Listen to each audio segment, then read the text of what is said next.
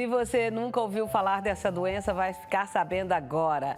Doença celíaca é uma doença autoimune causada pela intolerância ao glúten.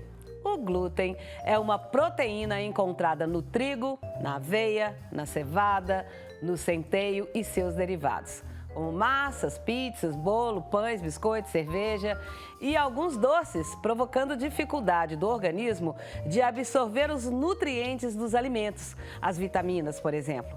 Para falar sobre esse assunto, está aqui conosco o Dr. Rômulo Gustavo, que é gastroenterologista e nutrólogo, atual presidente da Sociedade Goiana de Gastroenterologia.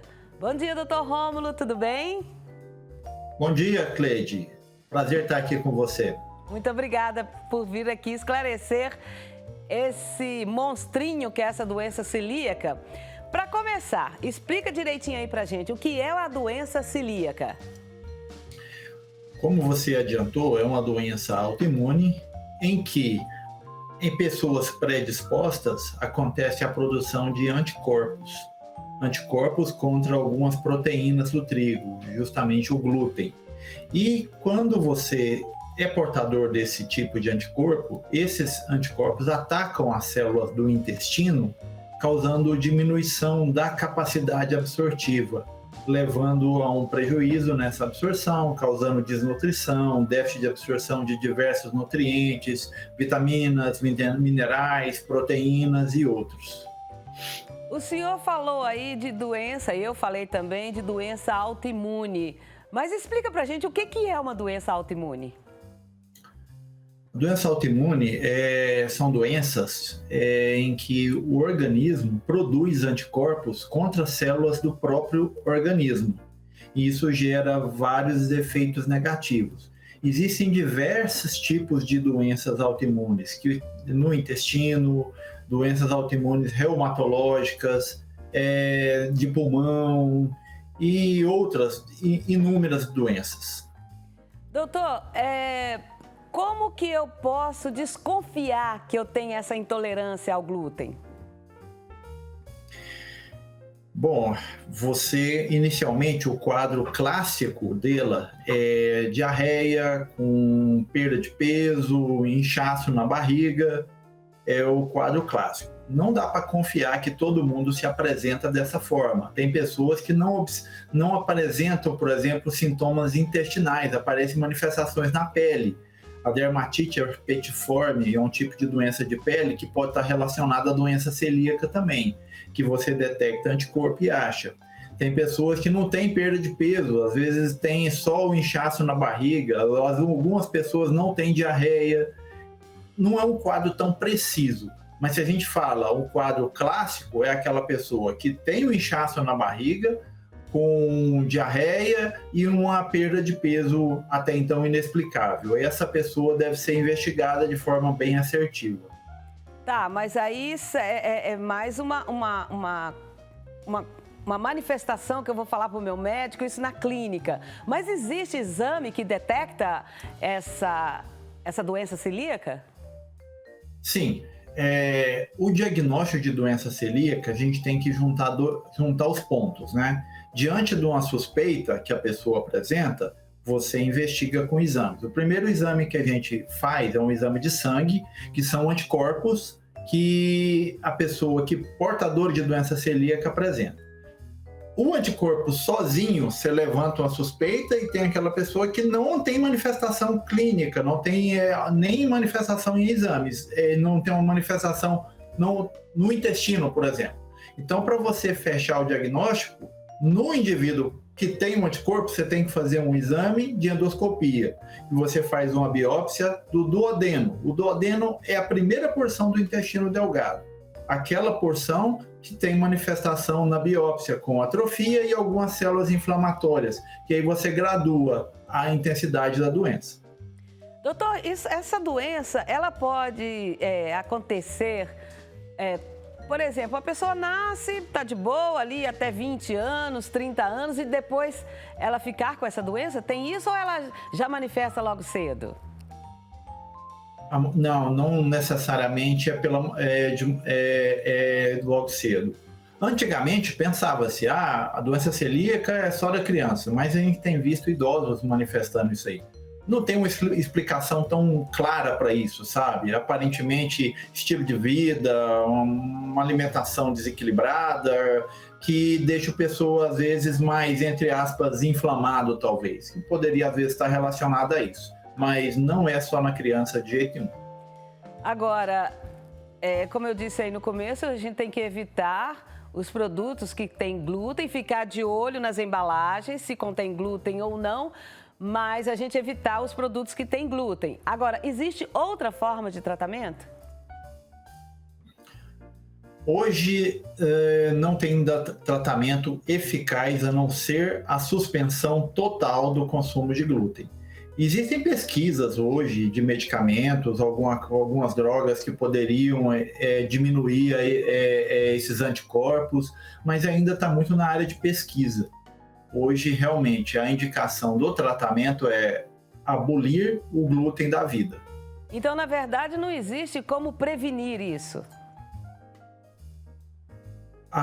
O indivíduo que tem um anticorpo apenas pode ser que não desenvolva a doença. Mas agora a prevenção da doença seria o que não tem como você, é uma predisposição que você tem. Então, se você tem um anticorpo, você provavelmente vai desenvolver a doença celíaca.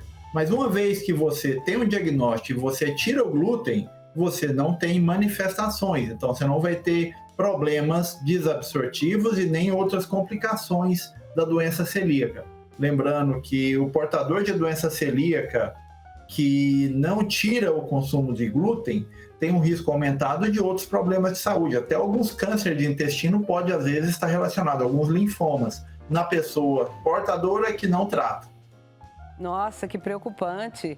Além do trigo, da aveia, da cevada, existe algum outro produto que tenha o glúten?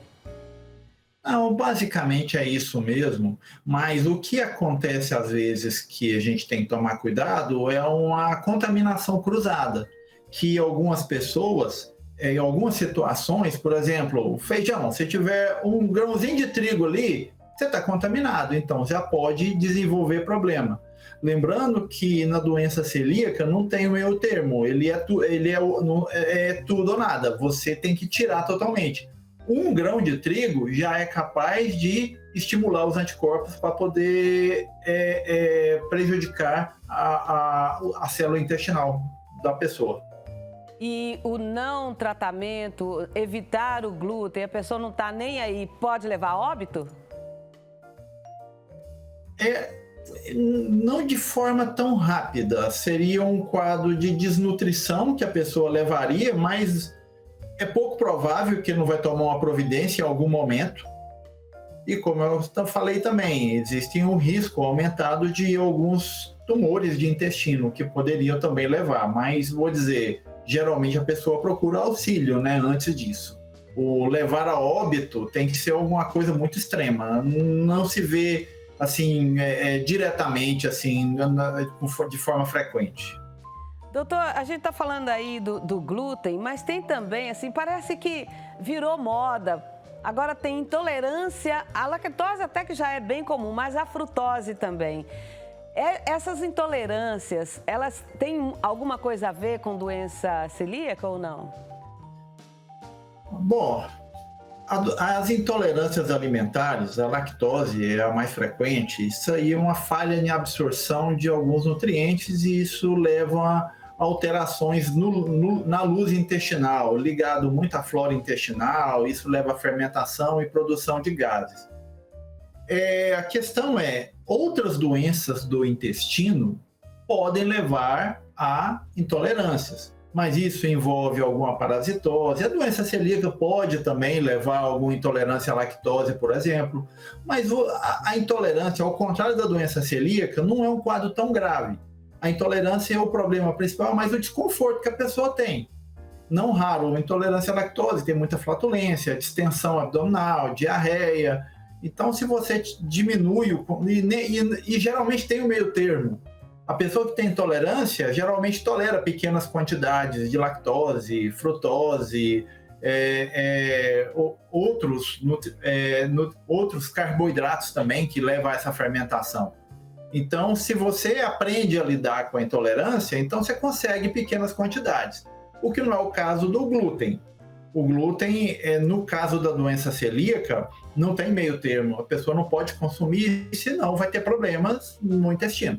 Tá Lembrando certo. que o fato de um consumo também eventual, você pode ter problema, mas a hora que você abole o consumo, há uma tendência à recuperação das células do intestino, aquela normalidade. O que não pode é manter o consumo do glúten, senão o problema vai persistir. Nós falamos aí da intolerância à frutose e à lactose. A gente sabe que existem alguns medicamentos que se toma antes de consumir qualquer produto do leite ou derivados. Agora, das frutas, existe isso? Existe um remedinho aí que a pessoa pode tomar e depois consumir as frutas? É importante a gente tomar cuidado, que não necessariamente você tem que tirar as frutas. A questão está ligada muito à quantidade. Algumas frutas têm mais frutose que outras. Por exemplo, melancia, manga, pera, tem mais frutose que a goiaba, que a banana.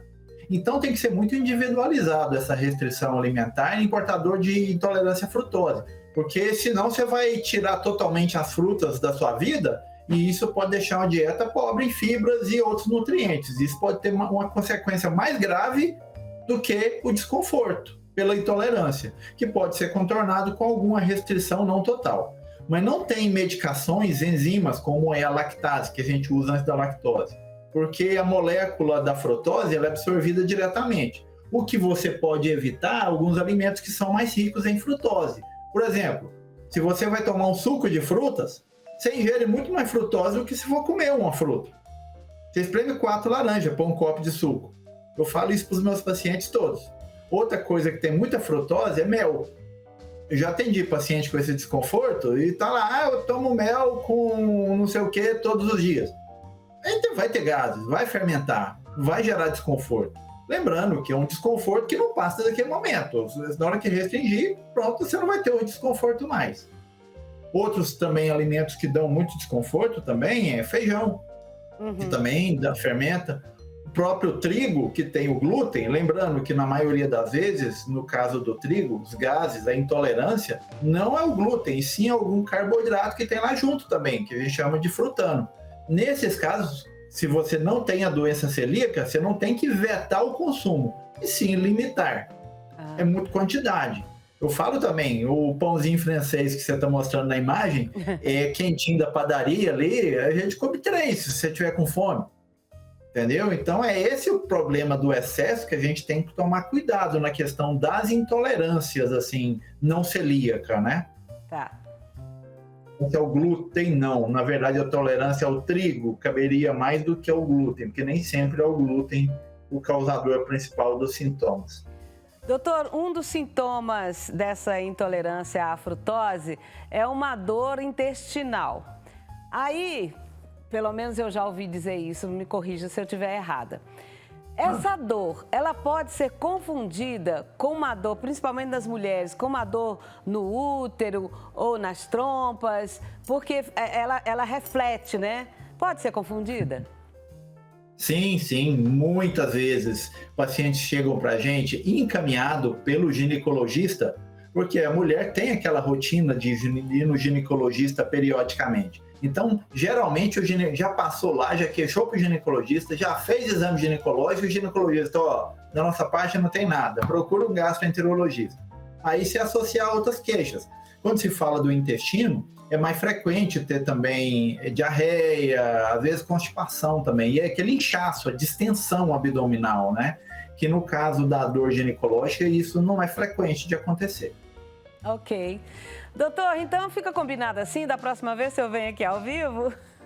Pode deixar, vou sim, fica combinado, vamos deixar marcado isso aí já. Então tá ótimo, muito obrigada, bênçãos do Pai Eterno para o senhor. Amém, até logo então, muito obrigado pela participação. Imagina, eu que agradeço.